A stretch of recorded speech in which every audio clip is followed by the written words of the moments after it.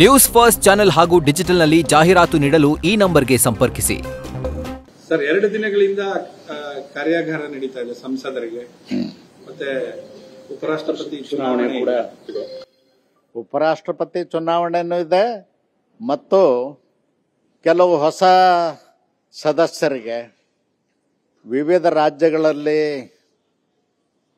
ನಡೀತಕ್ಕಂಥ ಆಡಳಿತದ ವ್ಯವಸ್ಥೆ ಬಗ್ಗೆ ಮತ್ತು ಕೆಲಸ ಕಾಮಗಾರಿಗಳ ಬಗ್ಗೆ ಅನುಭವವನ್ನು ಹಂಚಿಕೊಳ್ತಕ್ಕಂಥದ್ದು ಮತ್ತು ಎಲ್ಲರೂ ಕೂಡ ಶಿಸ್ತಿನಿಂದ ಸಭೆ ಸಮಾರಂಭಗಳಲ್ಲಿ ಭಾಗವಹಿಸ್ತಕ್ಕಂಥದ್ದು ಮತ್ತು ಸಭೆಗಳಲ್ಲಿ ಮತ್ತು ಕಮಿಟಿ ಸಭೆಗಳಲ್ಲಿ ಭಾಗವಹಿಸಿ ಪಾರ್ಟಿಸಿಪೇಟ್ ಮಾಡಿ ಸ್ಥಳೀಯ ಸಮಸ್ಯೆಗಳನ್ನು ಮತ್ತು ಇನ್ನುಳಿದಂಥ ಮಹತ್ವದ ವಿಷಯಗಳನ್ನು ಚರ್ಚೆ ಮಾಡಲಿಕ್ಕೆ ಯಾವ ರೀತಿ ಮಾಡಬೇಕು ಅನ್ನೋದ್ರ ಬಗ್ಗೆ ಮಾರ್ಗದರ್ಶನ ನಮ್ಮ ರಾಷ್ಟ್ರೀಯ ಅಧ್ಯಕ್ಷರಾದ ನಡ್ಡಾಜಿಯವರು ಮತ್ತು ದೇಶದ ಪ್ರಧಾನಮಂತ್ರಿಗಳಾಗಿರ್ತಕ್ಕಂಥ ನರೇಂದ್ರ ಮೋದಿಜಿಯವರು ಸ್ಟ್ಯಾಂಡಿಂಗ್ ಕಮಿಟಿ ಮತ್ತು ಪಾರ್ಲಿಮೆಂಟ್ ಕಮಿಟಿಗಳ ಬಗ್ಗೆ ಹೆಚ್ಚು ಮಹತ್ವ ಕೊಟ್ಟು ನೀವು ಮಿನಿ ಪಾರ್ಲಿಮೆಂಟ್ ಇದ್ದಂಗೆ ನೀವು ಭಾಗವಹಿಸಿ ಡಿಬೇಟ್ನಲ್ಲಿಯೂ ಕೂಡ ಭಾಗವಹಿಸಬೇಕಂತಕ್ಕಂಥ ಮಾರ್ಗದರ್ಶನವನ್ನು ಮಾಡಿದ್ದಾರೆ.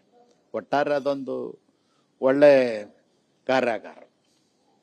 ಚುನಾವಣೆ ಕೂಡ ಇರುವಂಥದ್ದು. ಏನು ಕಾಂಗ್ರೆಸ್ನವ್ರಿಗೆ ದೇಶದ ಚುನಾವಣೆ ಆಯೋಗದ ಮೇಲೆ ನಂಬಿಕೆನೇ ಹೊರಟೋಗ್ಯದ. ಅವರು ಒಂದೇ ಗುರಿಯನ್ನಿಟ್ಟುಕೊಂಡು ಇವತ್ತು ದೇಶದ ಉದ್ದಗಲಕ್ಕೂ ಹೋರಾಟ ಮಾಡ್ತೀವಿ ಅಂತ ಇದ್ದಾರೆ. ಮತಗಳ್ಳತನ ಅಂತೇಳಿ. ಮತಗಳ್ಳತನ ಅನ್ನೋದು ಅವ್ರ ನಂಬಿಕೆ ಆಗಿದ್ರೆ, ಮತಗಳ್ಳತನ ಆಗಿದ್ರೆ ಕರ್ನಾಟಕದಲ್ಲಿ 136 ಸೀಟ್ ಗೆದ್ದು ಅಧಿಕಾರಕ್ಕೆ ಬಂದಿರತಕ್ಕಂಥ ಸಿದ್ದರಾಮಯ್ಯನವ್ರ ಸರ್ಕಾರ ಮೊದಲು ರಾಜೀನಾಮೆ ಕೊಡಬೇಕು. ಮತ್ತೊಮ್ಮೆ ಚುನಾವಣೆ ಬ್ಯಾಲೆಟ್ ಪೇಪರ್ಗಳ ಮುಖಾಂತರ ಅವರು ಎದುರಿಸಿ ಸಾಬೀತು ಮಾಡಿ ಅಧಿಕಾರಕ್ಕೆ ಬರಬೇಕು. ಆದರೆ ಅದನ್ನು ಮಾಡ್ತಾ ಇಲ್ಲ ಅವರು. ಅವ್ರು ಗೆದ್ದಲ್ಲಿ ಎಲೆಕ್ಟ್ರಾನಿಕ್ ಮಷಿನ್ಗಳು ಸರಿ ಇದ್ದಾವ, ಚುನಾವಣೆ ಆಯೋಗ ಸರಿಯಾಗಿ ಕೆಲಸ ಮಾಡಿದೆ ಅಂತ ಹೇಳ್ತಾರೆ. ಅವ್ರು ಸೋತಲ್ಲಿ ಮಾತ್ರ ಇಂಥ ಸುಳ್ಳು ಆಪಾದನೆಗಳನ್ನ ಮಾಡಿಕೊಂಡು ದೇಶದ ಉದ್ದಗಲಕ್ಕೂ ಓಡಾಡ್ತಾ ಇದ್ದಾರೆ.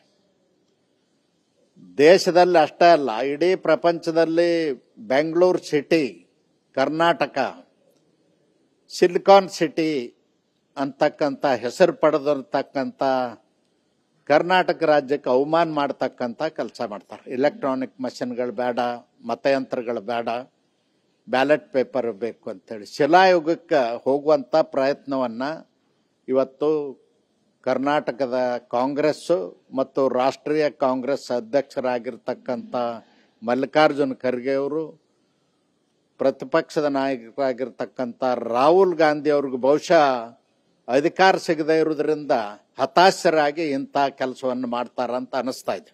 ಈಗ ಮದ್ದೂರಲ್ಲಿ ಗಣೇಶ ಮೆರವಣಿಗೆಯಲ್ಲಿ ನಿನ್ನೆ ಗಲಾಟೆ ಆಗಿತ್ತು, ಲಾಠಿ ಚಾರ್ಜ್ ಆಗಿತ್ತು, ಮತ್ತೆ ಪರಿಸ್ಥಿತಿ ಹತೋಟಿಗೆ ಬಂದಿತ್ತು, ಮತ್ತೆ ಈಗ ಲಾಠಿ ಚಾರ್ಜ್ ಆಗಿದೆ ಬೆಳಿಗ್ಗೆ. ನೋಡಿ, ಕರ್ನಾಟಕ ಅಂದ್ರೆ ಧರ್ಮದ ಹೆಸರಿನಲ್ಲಿ, ಜಾತಿ ಹೆಸರಿನಲ್ಲಿ ಬಡದಾಡ್ತಕ್ಕಂಥದ್ದು ರಾಜ್ಯ ಅಲ್ಲ. ಪ್ರಾಚೀನ ಕಾಲದಿಂದಲೂ ಎಲ್ಲ ಧರ್ಮೀಯರು ಒಟ್ಟಿಗೆ ಬಾಳಿರ್ತಕ್ಕಂಥದ್ದು ಮತ್ತು ಶರಣರ ನಾಡು, ಸಂತರ ನಾಡು, ಸೂಫಿ ಸಂತರ ನಾಡಾಗಿರ್ತಕ್ಕಂಥ ಕರ್ನಾಟಕದಲ್ಲಿ ಶಾಂತಿ ಮತ್ತು ಸೌಹಾರ್ದತೆಗೆ ಹೆಚ್ಚು ಮಹತ್ವ ಕೊಡಬೇಕು. ಇವತ್ತು ಮುಸಲ್ಮಾನರ ಹಬ್ಬಗಳನ್ನು ಹಿಂದೂಗಳೇ ಆಚರಿಸ್ತಾ ಇದ್ದೀವಿ. ಇವತ್ತಿಗೂ ಕೂಡ ನಮ್ಮ ಉತ್ತರ ಕರ್ನಾಟಕದಲ್ಲಿ ನಾವೇ ಆಚರಿಸ್ತಾ ಇದ್ದೀವಿ. ಮತ್ತು ಹಿಂದೂಗಳ ಹಬ್ಬದಲ್ಲಿ ಅನೇಕ ಮುಸ್ಲಿಮ್ಸು ಕೂಡ ಭಾಗವಹಿಸಿ ಹಬ್ಬ ಹರಿದಿನಗಳನ್ನ ಆಚರಿಸ್ತಕ್ಕಂಥದ್ದು ರೂಢಿ ಇದೆ. ಇಂಥ ನಾಡಿನಲ್ಲಿ ಧರ್ಮದ ಹೆಸರಿನಲ್ಲಿ ಗಲಾಟೆಗಳಾಗ್ತಕ್ಕಂಥದ್ದು ಸರಿಯಲ್ಲ. ಎಲ್ಲರೂ ಸೌಹಾರ್ದತೆಯಿಂದ ಬದುಕಬೇಕು ಅಂತ ಅನ್ನೋದು ನಮ್ಮ ಆಸೆ. ಸರ್, ಈಗ ಆಲ್ಮಟ್ಟಿ ಎತ್ತರಕ್ಕೆ ಸಂಬಂಧಪಟ್ಟಾಗ ಒಂದು ವಾರದೊಳಗಾಗಿ ಭೂಸ್ವಾಧೀನಕ್ಕೆ ಸಂಬಂಧಪಟ್ಟ ಸರ್ಕಾರ ಕೊಡ್ತೀವಿ ಅಂತ ಏನೋ ಘೋಷಣೆ ಆಗಿದೆ. ಹೌದು, ನಮ್ಮ ಸರ್ಕಾರ ಇದ್ದಂಥ ಸಂದರ್ಭದಲ್ಲಿ ಬಸವರಾಜ ಬೊಮ್ಮಾಯಿ ಅವರು ಮುಖ್ಯಮಂತ್ರಿ, ನಾನೇ ನೀರಾವರಿ ಮಂತ್ರಿ. ಆ ಸಂದರ್ಭದಲ್ಲಿ ನೀರಾವರಿಗೆ ಪ್ರತಿ ಎಕರೆಗೆ 24 ಲಕ್ಷ ಕೊಟ್ಟಿದ್ವಿ. ಅದು ಕೊಟ್ಟು ಈಗ ಸುಮಾರು 4 ವರ್ಷ ಆಗಿ ಹೋಯ್ತು. ಅದೇ ರೇಟನ್ನು ಕೊಡಲಿಕ್ಕೆ ಸಾಧ್ಯ ಇಲ್ಲ. ಇವತ್ತು ಭೂಮಿ ಬೆಲೆ ಹೆಚ್ಚಾಗಿದೆ ಮತ್ತು ಮಾರ್ಕೆಟ್ನಲ್ಲಿಯೂ ಕೂಡ ಎಲ್ಲ ಧಾರಣೆಗಳು ಹೆಚ್ಚಾಗಿದ್ದಾವೆ. ಹೀಗಾಗಿ ರೈತರು ಪುನರ್ವಸತಿ ಕಲ್ಪಿಸ್ಕೊಳ್ಬೇಕಾದ್ರೆ ಅವರಿಗೆ ಇವತ್ತಿನ ರೇಟು 50 ಲಕ್ಷ ಪ್ರತಿ ಎಕರೆಗೆ ಕೊಡಬೇಕು ಅಂತ ಅನ್ನೋದು ಯೋಗ್ಯವಾದಂಥ ಬೇಡಿಕೆ.